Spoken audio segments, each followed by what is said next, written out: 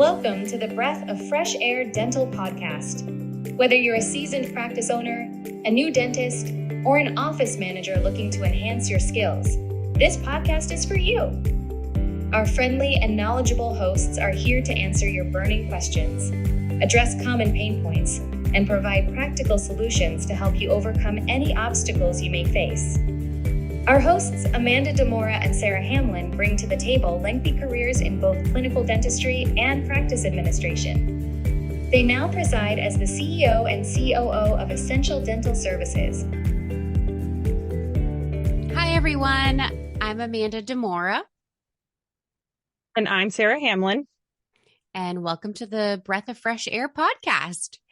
Today, we're going to talk about how to craft a standout resume to apply for a dental billing company or a dental billing position.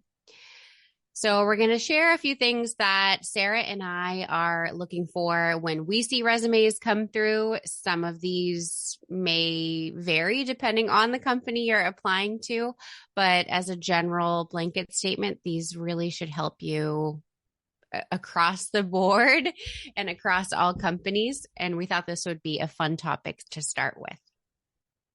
And also, let's just say that Amanda and I have not shared any of our tips, and I'll be very interested to hear how many of them overlap, because I feel like many of them will. Yes, we thought it would be fun to keep this pretty organic and come up with our own thoughts and then compare them live on this podcast. So all right, let's jump in. So, Sarah, what is your number one tip or the top thing that you are looking for when resumes are rolling through our inbox? My number one tip is to use spell check and have somebody look through your resume and make sure that you have all of the accurate spellings, capitalizations, punctuations, all of those things. That one's tied with another one, but that is really my number one tip. I mean, I love a standout resume made on Canva, which we're going to get into, but spelling and grammatical correctness is really the most important thing. And for me, that's for a few reasons, but the biggest is attention to detail. So pretty much everything that we do, whether it is an insurance verification, breakdown, we make a lot of notes in our clients' PMS software, that all has to reflect the office well, but also our company well. So everything has to be in proper English and spelled correctly with proper punctuation, capitalization, all of that stuff. If you're not putting that on a resume, I have absolutely zero faith that you're going to do that for our clients. So yes, that is so important. It's so easy to do. If you're not using Grammarly, highly suggest that you use that. They have a free version. It is a plugin that can be utilized with pretty much any. So I think Microsoft Word, Canva, kind of across the board. I have it automatically tied into every application I use, I think. I really should probably start using it. I'm just doing the old school. I read it and reread it and triple read it and make sure that it all makes sense. But that's obviously not the most efficient way to do things. I also really think that, utilize the softwares like Grammarly and spell check obviously is a very basic one. I just had an resume come in yesterday and they listed a job as office manager instead of manager. And that definitely should have been caught by just a basic spell check situation on any software that you're using. So use those tools, but also use your friends and family, like having another human look at it to make sure that things make sense. That's also invaluable. And hopefully your friends and family are willing to help you out and want you to be successful too. So I would hope that they would be willing to do that for you. I agree. And that always kind of just confuses me when people are misspelling the most basic things, even their name. I've seen, first, last names not be capitalized. That's just a little crazy, guys. So yes. And also kind of tied into this too. I mean, I think I've seen this on tons of memes and things too, but have a decent professional email address. it is not hard to go make a new Gmail or a new Yahoo that is just like your first and last name or whatever very simple, clean thing that it needs to be. Because if I have a resume come in and it's from hot skater chick at hotmail.com or whatever, it just is like, it just puts a weird taste in your mouth, I feel like. I try not to be judgy about it, but I don't think it's hard to make a decent email address these days. So maybe consider that as well. I agree with that. I definitely still have and utilize my AOL address from many, many moons ago. Like I think I was literally 14. Yeah. But I have many other email addresses, obviously professional ones that I use for professional things. So that's Right. important. Yes. Save the hot skater chick for when you go to Old Navy and you have to give them your email. But when you're sending in a professional resume, let's make one that's a little bit better. All right. So second to that, what would be, I'll say your number 2 tip or thing that you're looking for? I feel like you're gonna say Canva or something like formatted a little bit more nicely, and I kind of agree. I'm not gonna say that I immediately rule out a resume that's very simple and made on like Microsoft Word, but I will say that font choice does definitely impact my feelings about the resume. If the font is hard to read or it's like flowy or like whatever, that is where I start to have a hard time with it. You mentioning that, okay, there's one thing I want to bring up, and it's Comic Sans MS. I have mixed feelings about this font because I have seen resumes come through with it. Now, that was my font when I was 14. Okay, and I love that Right, font. this ties right back into the email address. It's like the same Yes. vibe. The Skater Chick email gives me the same vibe as the Comic Sans font. It's all the same. It's very nostalgic and it really warms my heart, but it's not screaming professionalism, so don't use that. Like I'd rather have you use Times Good New old Times Roman. New Roman. So Yes. or especially like Comic Sans MS in pink, like definitely not that.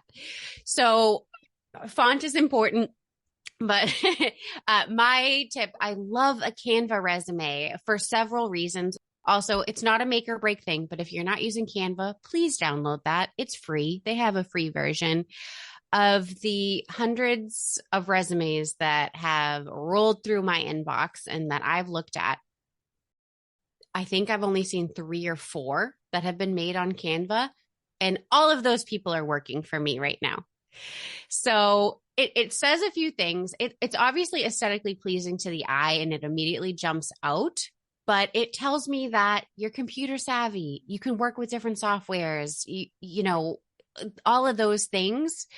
But they also kind of they're just formatted well. And I was talking to a friend who owns a recruiting company, and this is all her jam, that statistically there is about 6 seconds that a resume has to jump out at you and grab your attention. And if you don't kind of see what you're looking for immediately, you're moving on. And I'm not sure if it's quite 6 seconds for me. I think I'm definitely giving it a bit longer than that, but that kind of tells you something. So what can you do immediately to grab someone's attention and make them read through your resume in its entirety?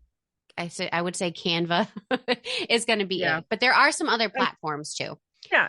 And I think just like generally too, like keep in mind that your resume is quite literally like a summation of yourself and a way to sell yourself. So if you're not putting in just like a little bit of time and energy and effort to sell yourself in the best way possible, then I have to start to think like you're not going to be willing to put in the time and energy and effort to work for our company or to put the best foot forward for our company either. Like you should be wanting to sell yourself more than anything else or represent yourself in the best way possible more than anything else. So if you're not putting in a little bit of extra effort in that regard, then I probably can't expect you to put in any extra effort for us either.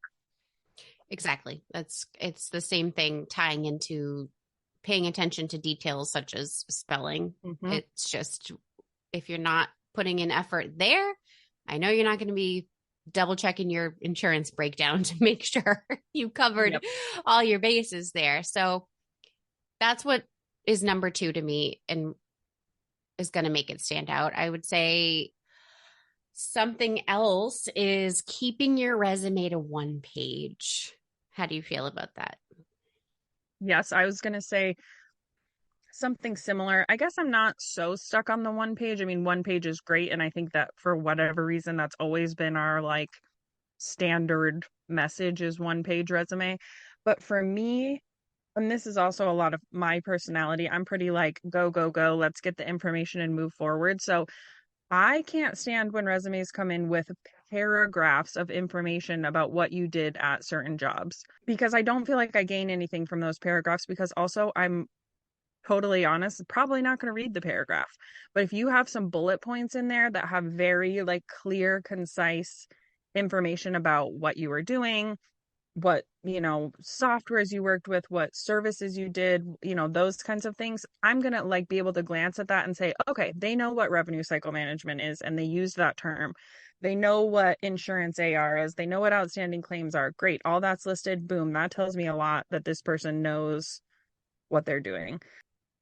If you have a paragraph and it starts going into how you collected patient payments, including credit cards, checks, blah, blah, blah, blah. Like that's all stuff I don't know. I don't really need those details. Yes, I would say to try to, I know you don't want to be, if you're applying to several different types of positions or different companies, you don't want to be tweaking your resume for every single company, but try to tailor your resume to be aligning with the job you're applying for. So I want to see, like you said, revenue cycle management, a lot of things focused on insurance, obviously, but make those items from your previous jobs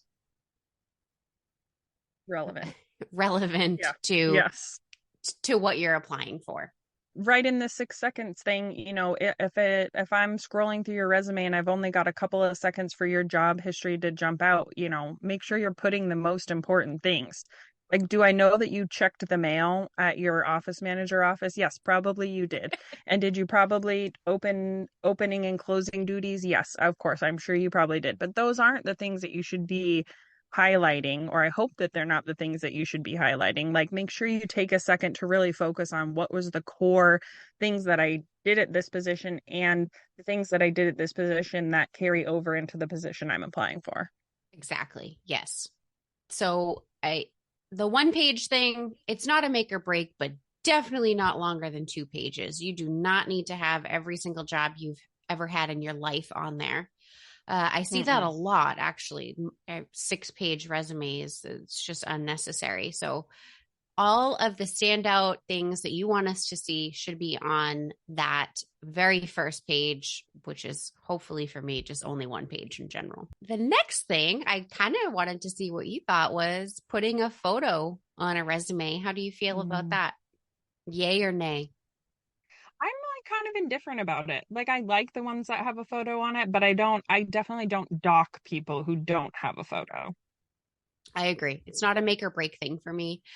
All of those resumes that came to me from Canva had a photo, which was great. And it doesn't always need to be this professional headshot that you went and got done. One of them was a really sweet one of her holding and kissing her baby. And it kind of just gave me a little bit of a glimpse into the person behind the resume, which you certainly don't get a glimpse into their lives at all or into them as a person from just a PDF resume. But I think a photo can kind of entice you a little bit.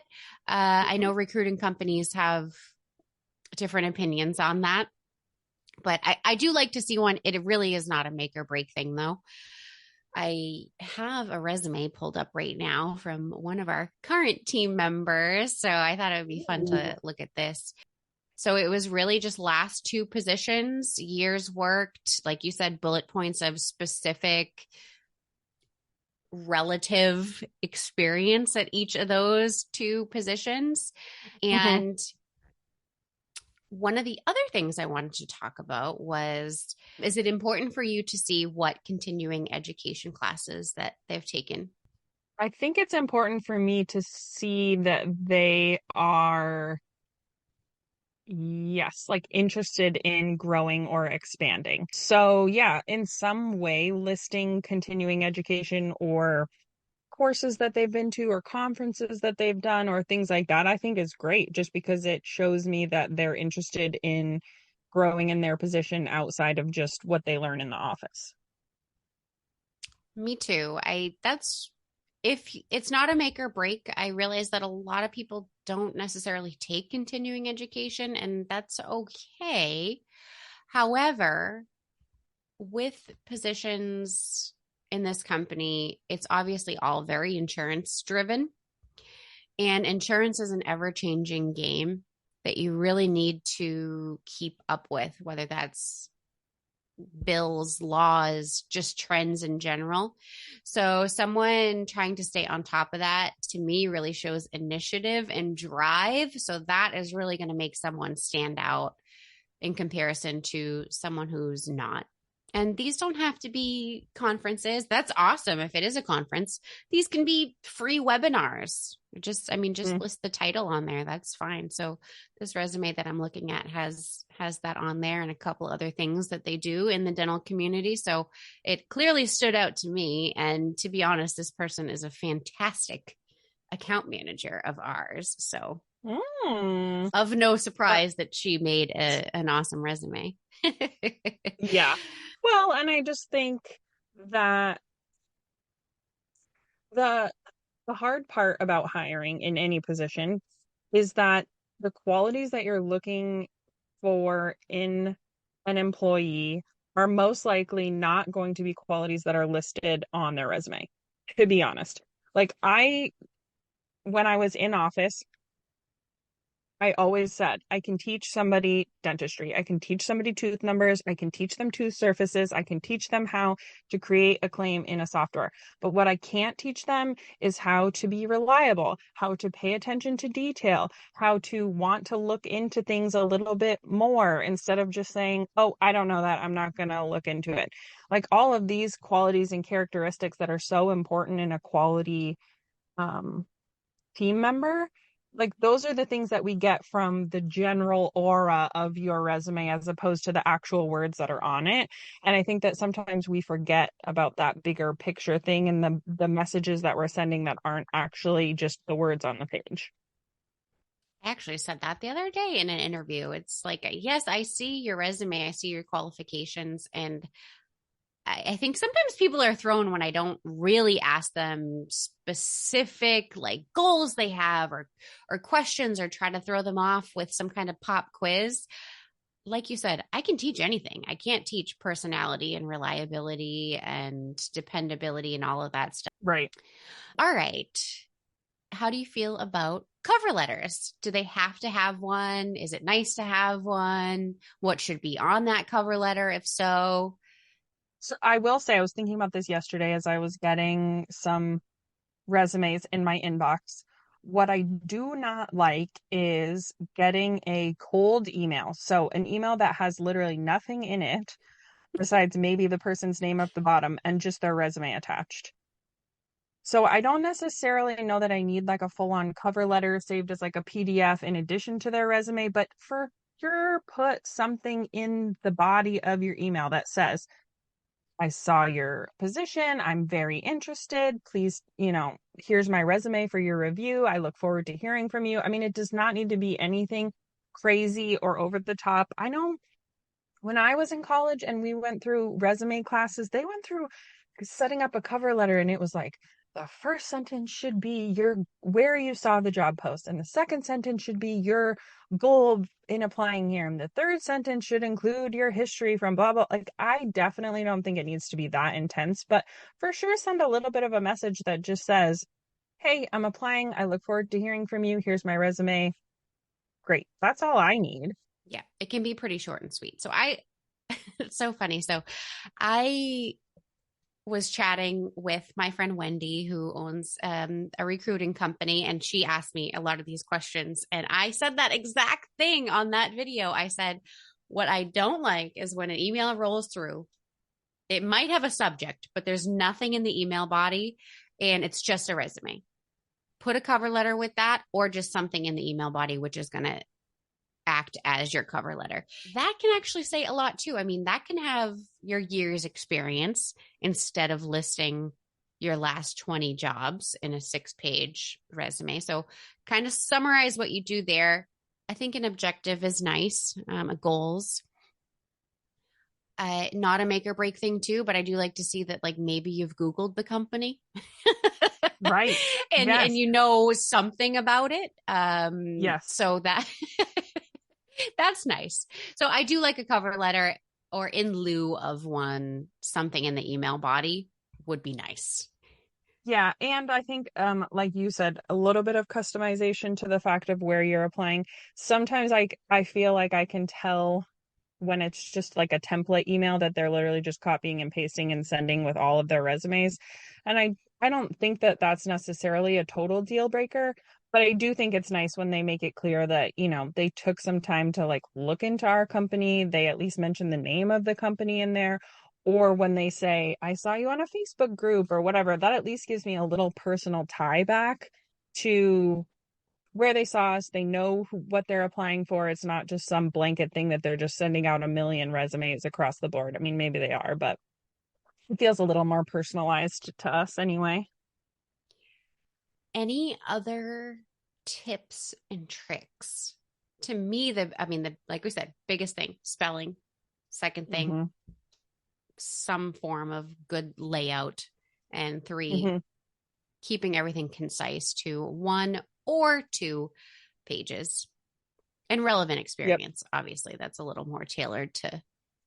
The one other thing that I can think of, just because this just happened to me this week, somebody tried to send me their resume and it was a screenshot of their resume. So it was like as a JPEG.